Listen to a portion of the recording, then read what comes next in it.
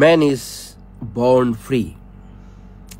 মানুষ জিতবার জন্য জন্মগ্রহণ করেছে, হেরে যাবার জন্য নয়।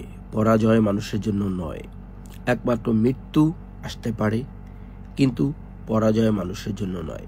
এই যে নীল আকাশ, অবারিত নীল আকাশে সাদা মেঘের ভেলা, এই যে মুক্ত পরিবেশ, আমরা কি মুক্তি হাসিল করতে পেরেছি?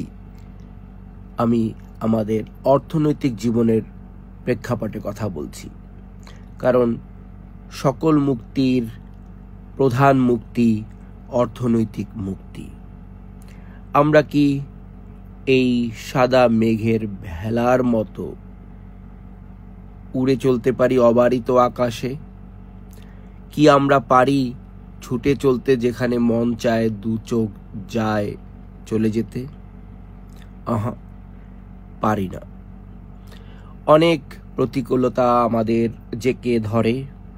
তার মধ্যে প্রধান যে প্রতিকূলতা, সেটা হচ্ছে অর্থনৈতিক প্রতিকূলতা।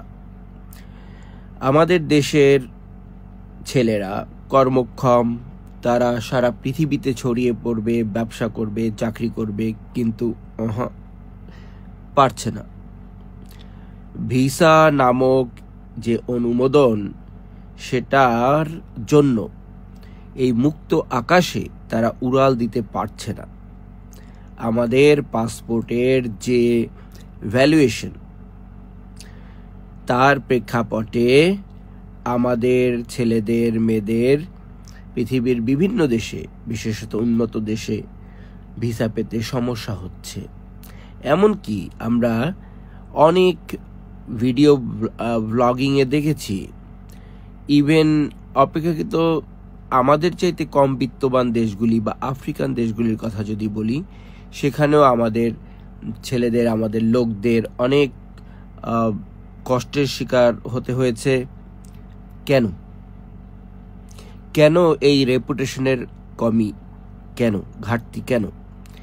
এটাকে রিপেয়ার করার সময় এখন।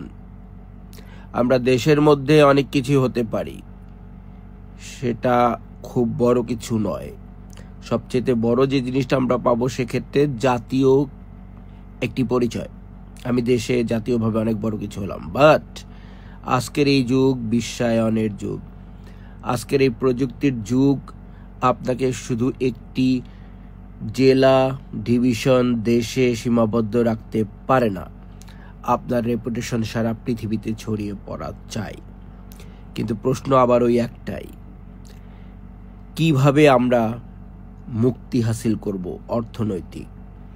Answer is very simple.